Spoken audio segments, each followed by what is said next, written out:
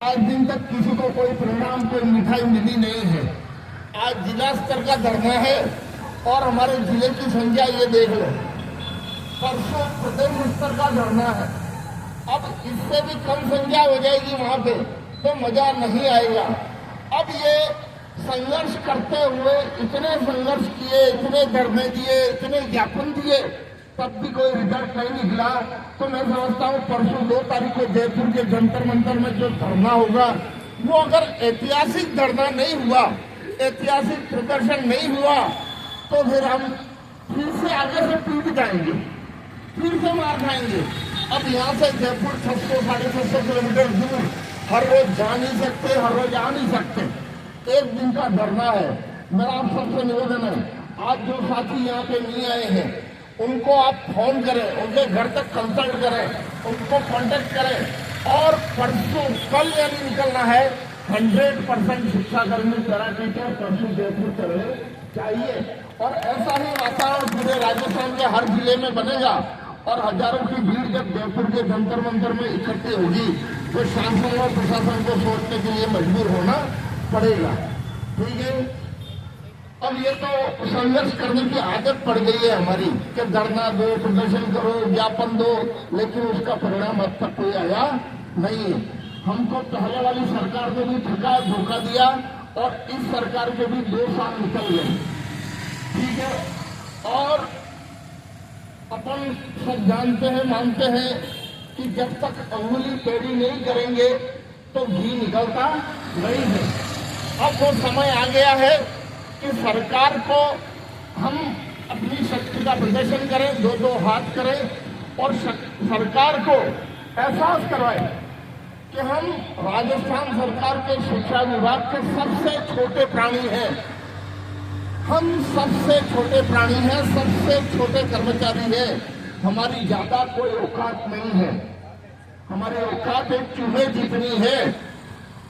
हम बोरी को हिला नहीं सकते, बोरी को तोड़ नहीं सकते, लेकिन भगवान ने हमको इतनी ताकत तो दी है कि बोरी के अंदर छेद कर सकते हैं। इतनी ताकत तो है हमने। तो हम उस छोटी सी ताकत का एहसास परसों जंतर मंतर पर राजस्थान की सरकार को एहसास करवाएंगे कि हम इतनी छोटी ताकत रखते हैं कि आपकी बोरी में छेद कर देंगे। आपकी सरकार में 2 साल हो गए और अगर यही स्थिति रही तो 2 साल और निकल जाएंगे और 5वां साल चुनावी वर्ष होगा। कोई डिसीजन अशोक गहलोत की तरह ले पाए, नहीं ले पाए तो कहाँ गए थे तो कहीं नहीं, क्या लाए तो कुछ नहीं। 5 साल का समय ऐसे ही निकल जाएगा। तो आज आपके इस मंच से मैं राजस्थान की सरकार को, मुख्यमंत्री आदरणीय भजनलाल जी शर्मा को इस बात का एहसास करवा देना चाहता हूँ कि या तो हमारा नियमितीकरण कर दो, नहीं तो 3 साल बाद आपको हमारे पास आना पड़ेगा कि हमारा नियमितीकरण करो। तो हम आपका नियमितीकरण नहीं होने देंगे। हम आपका नियमितीकरण नहीं होने देंगे। ये चैलेंज इस डूंगरपुर की कलेक्ट्रेट के बाहर से सीधा जयपुर सूबेदार मुख्यमंत्री आदरणीय सम्माननीय माननीय भजनलाल जी शर्मा को देना चाहता हूँ। ये कितनी संख्या, 4000 यार। हमें बरसों से आप बेवकूफ बना रहे हो, बरसों से बेवकूफ बना रहे हो। आप लोग कर क्या रहे हो?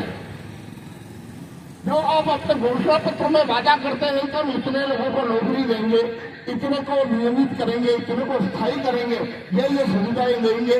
2 साल गुजर जाने के बाद आपको अपना घोषणा पत्र याद नहीं आता, अपने वादे याद नहीं आते, तो आप किस लिए बैठे हो? इसकी बात नहीं मुझको। और भजनलाल जी, ये क्रेडिट लेने का मौका है। अशोक जी गहलोत क्रेडिट नहीं ले सके, आपके पास मौका है।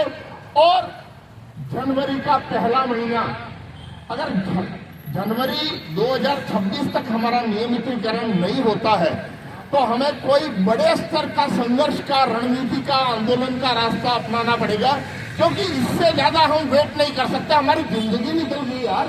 किसी को 2 साल बचे, किसी को 5 साल बचे, किसी के 10 साल बचे, और 10 साल बाद तो एक भी नहीं दिखेगा इनमें से। फिर 10 साल बाद अगर आप कोई नियमितीकरण का काम करते भी हो, स्थायीकरण करते भी हो, लाख रुपया तनख्वाह भी करते थे, तो हमारे किस काम का? आज भूख लगी है, खाना तो आज चाहिए। दोस्तों, आज भले कोई खामी रह गई हो, लेकिन आप सभी प्रयास करें, एक भी शिक्षा कर्मी, पैरा टीचर कल निकलने से वंचित नहीं रह जाए, कोई घर पे नहीं रह जाए। और अगर कोई घर पे रहता है, पहले 10,000 रुपये इधर रखते, पहले 10,000 इधर रखते।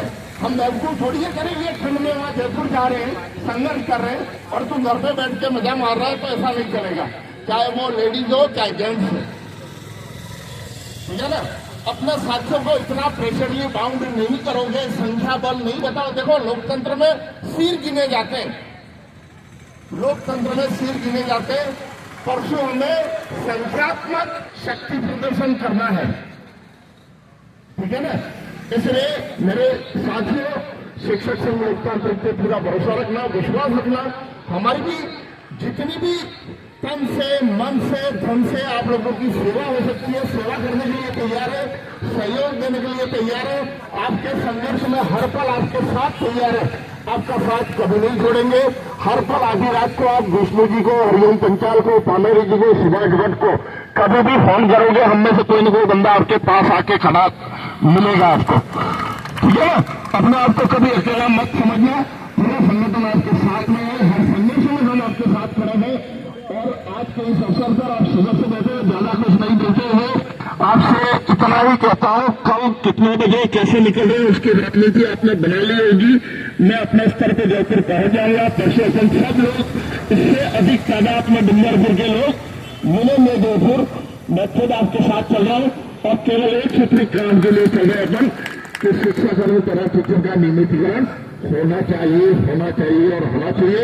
मैं ईश्वर से प्रार्थना करता हूँ कि भगवान बजनलाल जी को सद्बुद्धि दे और ये काम जल्दी से जल्दी कर दे, ठीक है। धन्यवाद। जय हिंद, जय भारत।